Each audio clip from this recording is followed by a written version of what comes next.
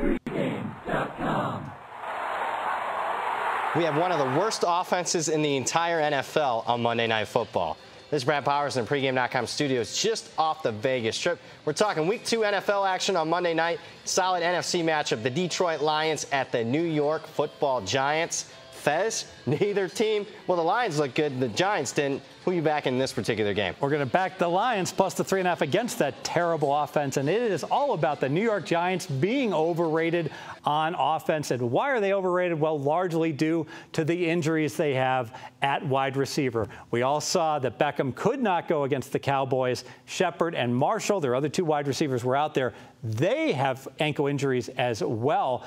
I actually was a little disappointed that Beckham couldn't play. I would rather that he had played, and maybe the market wouldn't have noticed just how inept this offense is right now with their playmakers not at 100%. Now, we mentioned it already in a previous video we did for this week, cluster injuries. They're a favorite wise guy stat to look at, but I would say it especially rings true when it hits a particular position of need or a team's strength, this being their wide receiver spot. You nailed it. Why did the Giants win? They got a really good defense, and they can throw the ball. So who cares if Perkins is out? Who cares if every running back is out? They can't run the ball anyways. It'd probably be a positive that they'll throw more often. The O-line is not good. Eli is declining. But how many times did we see it? This team won 11 games last year. All Eli had to do was throw a slant to Beckham. He'd break a couple tackles, and he'd hit a home run, a 68-yarder, once per game. They really relied upon that. And that strength being taken away, this is a really bad offense. Let's talk a little bit more about Eli Manning. Obviously, going towards the tail end of his career, we saw a pretty sharp drop-off almost immediately with his brother Peyton. Does Eli still have his fastball? Can he still stretch the field vertically? It looks like Jared Weaver in the MLB, who retired with the Padres this year, just didn't have it anymore, couldn't get any velocity. And I really feel that Eli's still being priced and talked about like he's an elite quarterback. And I think he's a not just below average, but a well below average quarterback. Oh, wow. Now, there's one thing that I like doing Week 2 of the NFL. I like playing on the team that looked horrible, lost their game 0-1, taking on a team that looked, better than expectations, won their game the previous week.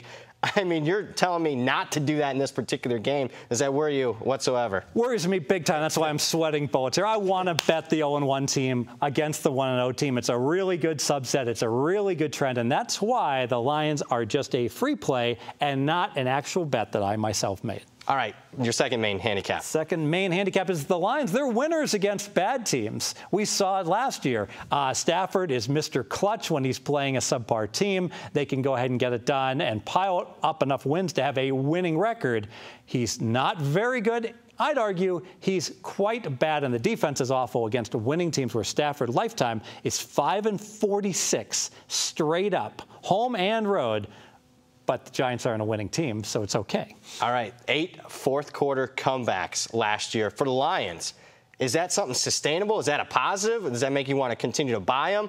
Or does that make you want to sell them in the fact that you can't continue to keep doing that? Of course it's unsustainable, but it is a sign that you've got a clutch quarterback that can carry the team on his back, and I think it's all about the opponent. With that new OC, he's been much better, and as long as he's playing an opponent that is in the same class as them, we can count on the Lions to be clutch in the fourth quarter. All right, Fez, let's make this one official. Let's make it official. The Giants are an overrated team. They have cluster injuries at wide receiver, and aging Eli cannot make up for it. And the Lions are an easy handicap. Hey, Stafford rallies the team versus subpar opponents. And the current Giants team is a below average team. The Fez math says bet Detroit +3 and the hook. More videos at pregame.com.